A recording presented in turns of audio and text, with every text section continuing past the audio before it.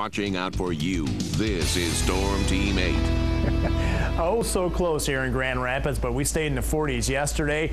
Hit 60 in Holland, 57 in Muskegon, 60 also, or 62 in the Kalamazoo area, and mid-60s right along the Michigan-Indiana state line. Different story today. We have mostly cloudy skies out there. Different air mass has moved in. Cooler overall, 37 now at the Wood TV 8 studios. Also 37 in Kalamazoo, 40 in Muskegon with a breeze out of the west-southwest at about 10 to 15 miles per hour. Let's take a look at temperatures throughout the Great Lakes. To the north, similar readings, and also to the south, we're a little bit warmer, 40 here in Grand Rapids, but overall, none of that big warmth that we saw yesterday all the way up to Chicago and into extreme southern Michigan. That could be repeated tomorrow. Looks like another storm system heading to the Great Lakes, bringing in a surge of some warmer air. There's always a question mark is how far north is that surge of warmer air going to get.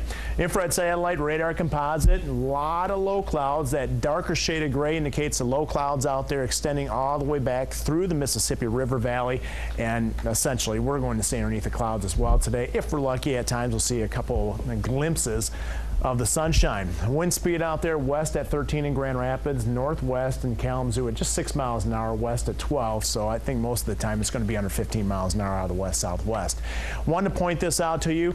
This is for Friday, not today, but that storm system organizing the south central plains Friday will bring up another large area of moisture from the Gulf of Mexico and also warmth. And where it's going to be warm with that moisture, second time in a row so far, it looks like moderate risk over the same areas, unfortunately. So it looks like, once again, severe weather will be the headline news for later on Friday. Comes right up to the Michigan, Indiana, or Ohio state line. We'll have to keep a close eye on the track. If the track of the low goes a little bit further west, we may be included in that slight risk area. But right now, we are not. I still wouldn't rule out a thunderstorm around Battle Creek, Jackson area, and Coldwater for later tomorrow.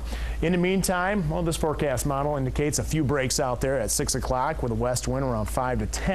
And then as we head towards midnight, I think the clouds will fill in any of those breaks out there with temperatures right around the freezing mark. 6 o'clock in the morning, overcast skies, and we're going to stay overcast tomorrow with that system moving in.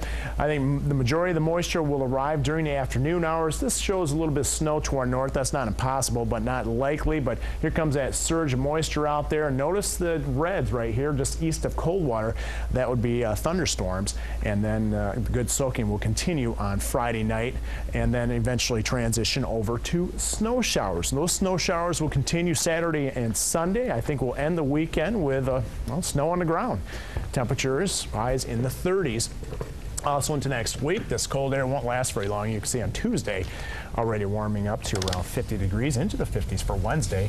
And the windy periods will be Friday night, early Saturday, and also Tuesday.